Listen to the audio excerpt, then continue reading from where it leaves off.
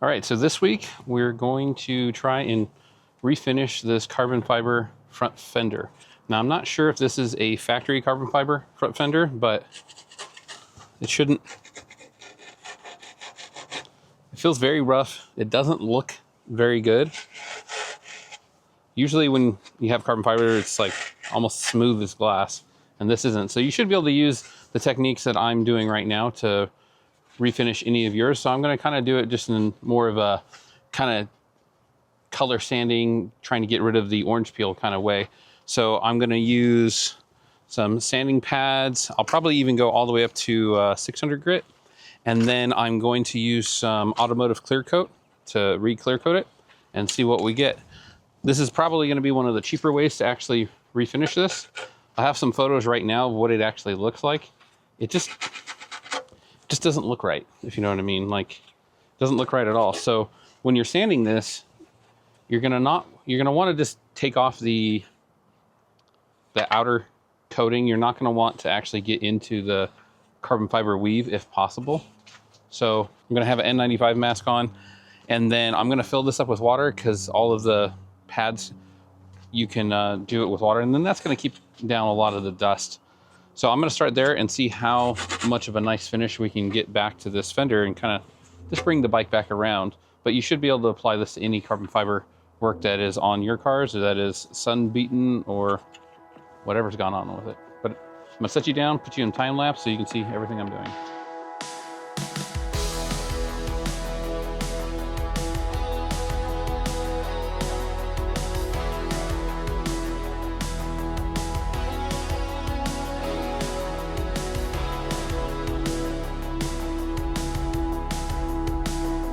All right, so that took about an hour and something.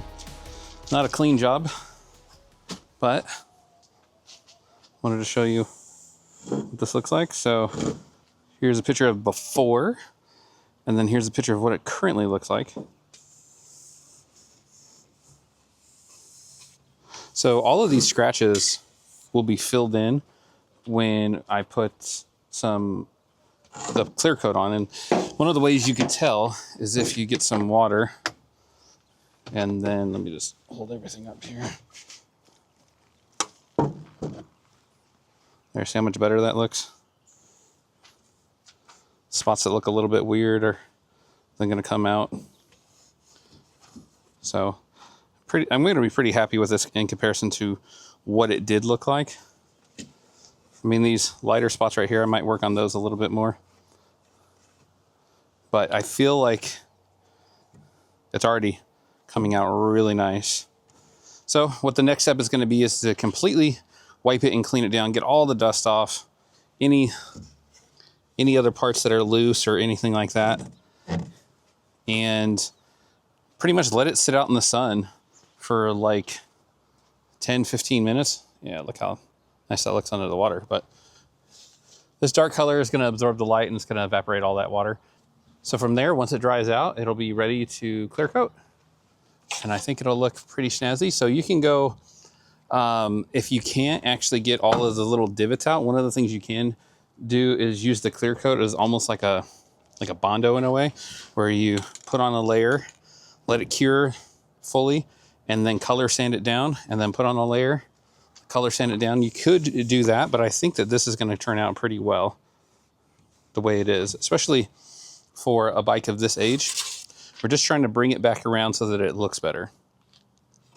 So I'm going to clear this, or I'm going to clean this up, and then I'm also going to wash my hands because it'd be really good to have clean hands at that point. And then from there, we're going to clear coat it. All right, I wiped it down with some isopropyl alcohol. Got any lingering things off. Now I got the duplicator, just top clear coat. There's the actual number. I'll have a link in the description for everything I use, but I don't know how many coats I'm going to put on this. I'm just going to take it easy and just ease it on there.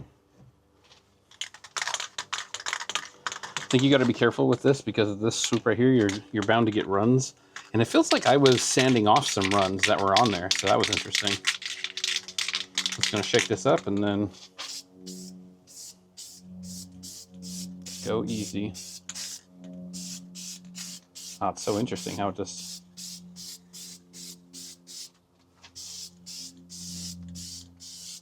popping out all of a sudden.